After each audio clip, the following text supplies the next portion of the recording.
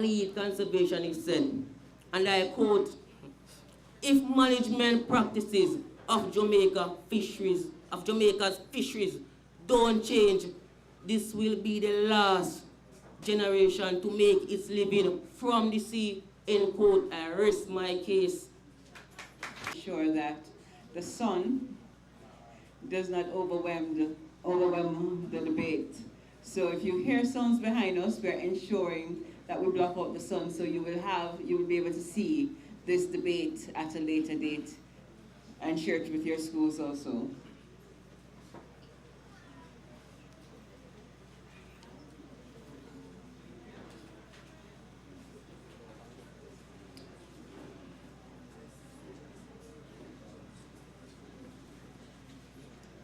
Our debaters are vying for trophies. The Best Speaker Award courtesy of First Heritage Cooperative Credit Union.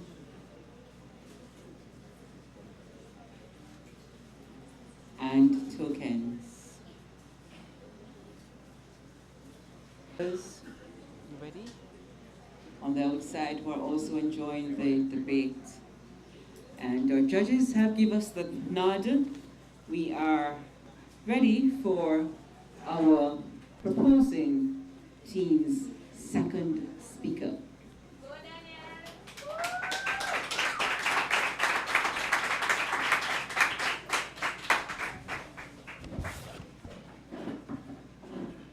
Chairperson, judges, audience, my hostile opponents, a pleasant morning to you all. My opponents speak of a pack of dogs, but I think they're barking up the wrong tree.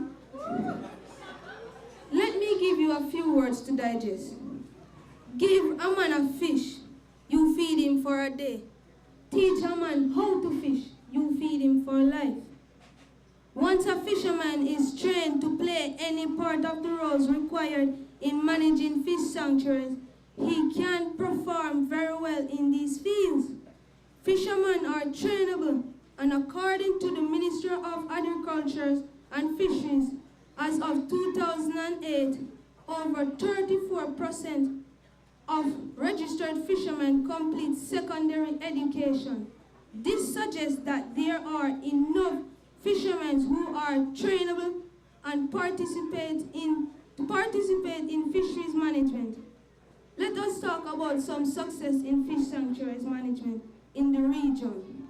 Belize, one of the forerunners in the fish sanctuary management, have recognized the importance of fishermen to manage protected areas, including that fishermen recognize that the better than anyone when you are underway, and they are enthusiastically assuming responsibilities for managing fisheries. If you give a man half a chance to prove himself, he will. Let us come closer to home. The Arakabessa Fish Sanctuary has enjoyed great success. The fishermen cooperative in Arakabessa has been doing wonders in managing the fish sanctuaries there. And who manages these fish sanctuaries, you might ask? A fisherman named Dave Murray. Dave Murray is a chairman and a warden of a cooperative, and he has a group of wardens who themselves are fishermen. After only a few years, the fishermen population is increasing at alarming rates. Fishermen catch outside the sanctuaries have improved in terms of size and quantity. Just to give you an idea of the success fishermen's management can have under the watch of fishermen, I will speak in the words Hugh Flannel, a warden who is also a fisherman of 35 years, who spoke in the Jamaica Observer article titled Fisherman Sanctuary Working. Because we can't fish that area, that means that the fish then can grow bigger. And we have more fish we can catch. And then bigger too, right now we can feed them from our hand. My opponents, Take a page from my book and understand that special fisheries conservation areas are important and should only be managed by direct users. I thank you. Stimulating arguments from our young fisheries advocates. Of course, we'll wait on the nod from our judges to indicate when they're ready for us. The last speaker was Daniel Williams. Daniel Williams.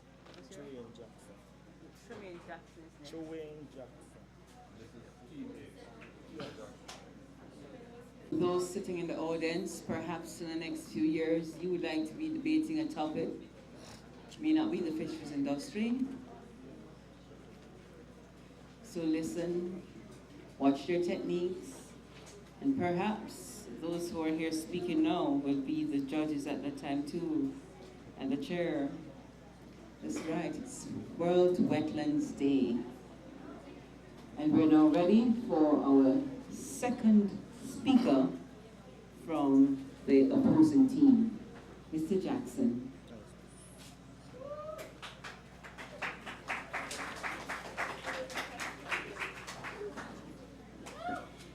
Chairperson, judges, audience, my antagonistic opponents, a pleasant morning to you all. I sat in my seat and smiled as your first speaker made some ridiculous assumptions.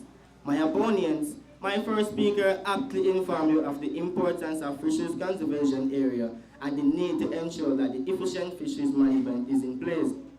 It is my duty to concretize why we strongly believe that fisheries management should be done by stakeholders who have the adequate and required expertise in managing fish sanctuaries. As it has been clearly illuminated, the direct user alone, aka the fisherman, cannot and must not be allowed to manage the fisheries conservation area. Management of fish sanctuary in Jamaica commenced in 1972 with Broad Island Lagoon and Bowden Harbour in St. Thomas. These sanctuaries were left to the mercy of the direct user of the sanctuary, the fisherman.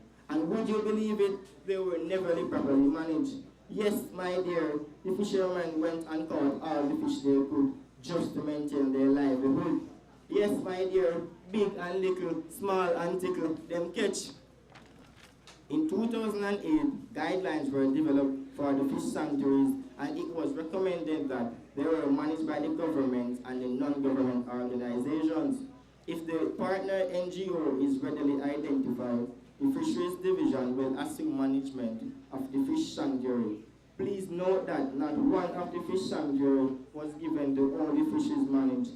And if a partner could not be identified, the government, rather than allowing the direct user, the fishermen of these sanctuaries to manage them. I wonder why. My worthy opponents, a key component of fisheries management is the role of a fisheries manager. According to the FAO, a fisheries manager is a person who is most often in the best position to observe the causes of any problem, to rectify those within the authority, and to bring others to the attention of both interested parties in fisheries conservation and those with responsibilities covering external causes. The fishermen alone cannot do this. You might say I'm being jumpy to my conclusion, but audience, judges, and my optimistic opponents, the direct user, the fisherman, lack of board knowledge, neither can gather and analyze this information efficiently. They do not have a complete understanding of the nature of the task of fisheries management, and most definitely do not have, I repeat, do not have the resources, structure, support needed to address the problem, and therefore cannot utilize the available resources in plan of the efficient management.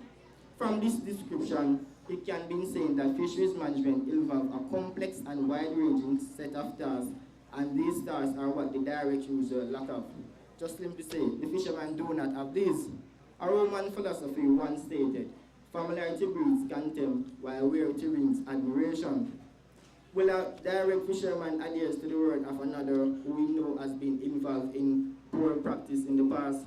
Or will a fisheries manager whom the fisher knows very little about gain respect and desired result? I think you know the answer. Sorry, my opponents, no lies here. Fisheries conservation area cannot and must not be managed by the direct user, the fisherman. I thank you.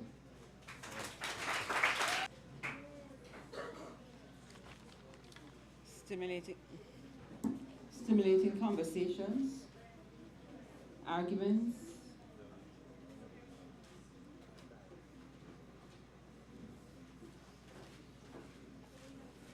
As our judges make their scores, later on today we will have the younger students. We'll have 8 schools participating in the quiz competition later on today. We have wetland skits. We have wetland tours. So we have much more in store for you later on today.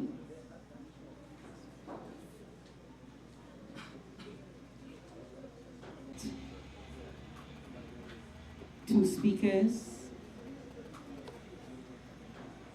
Team A and Team B, all telling us why they think the direct users should have more input or not.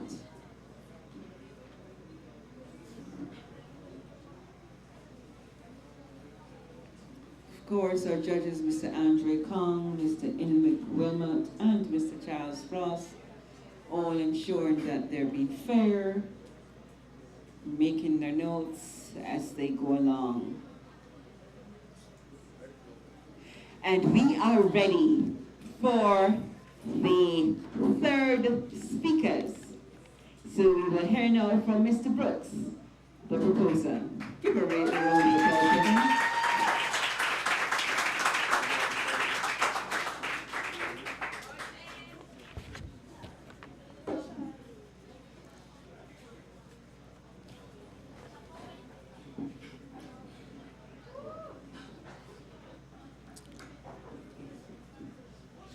Chairpersons, judges, audience, my discharged opponents, a pleasant morning to you all.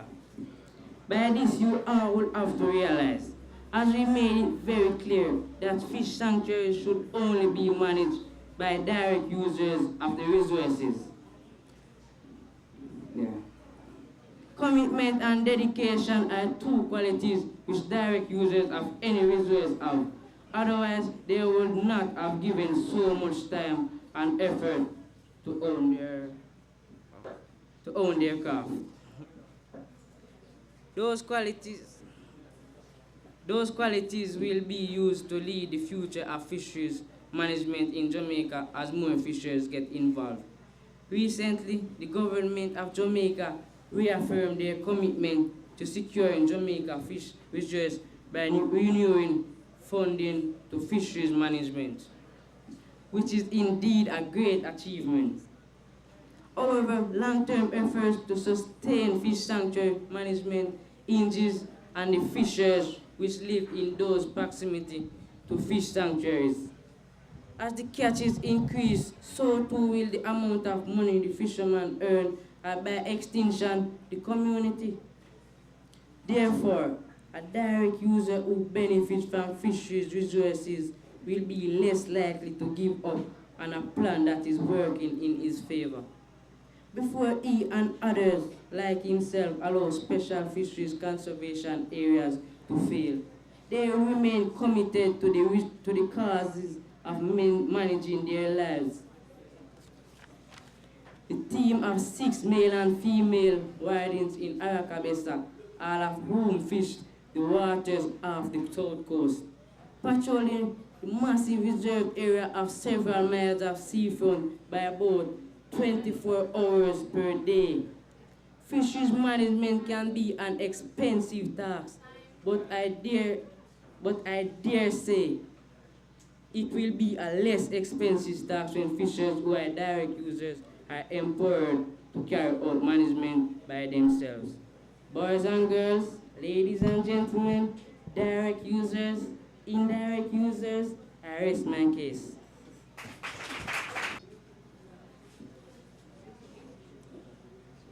Perhaps there are future fish sanctuary managers sitting in the audience as our judges deliberate, ensure that when we take our break, you visit our booths, you get as much information as you can, teachers, ensure that you get your materials. Those who are heading on to college in a little while, ensure you find out how First Heritage Cooperative Credit Union can assist you, as well as the materials that are available from the National Irrigation Commission, Urban Development Corporation, National Environmental Planning Agency.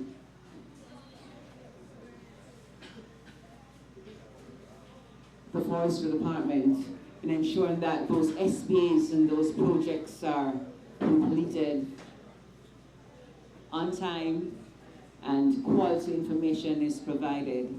So you have all the resources, you have the contacts here today, take a note of them, interview them, get their information to strengthen those school-based assessments and those projects as our judges continue to ensure that they're scoring our students.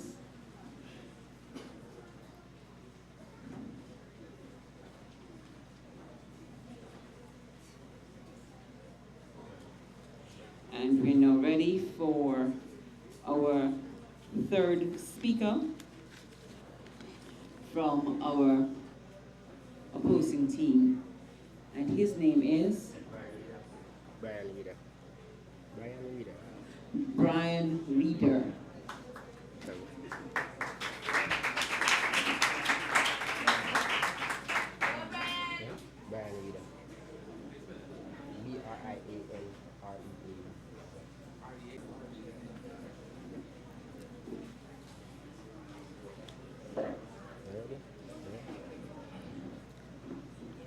My opponents, let us further school you. Declining fish stocks is causing internal bleeding, organ failure, and respiratory complications for fishers and are in need of immediate attention. Most certainly, the answer cannot be found in self-prescribed treatment from a fellow patient, but from a team of highly qualified and trained physicians. Jamaica's failure to effectively manage fishing grounds is costing Jamaica approximately $64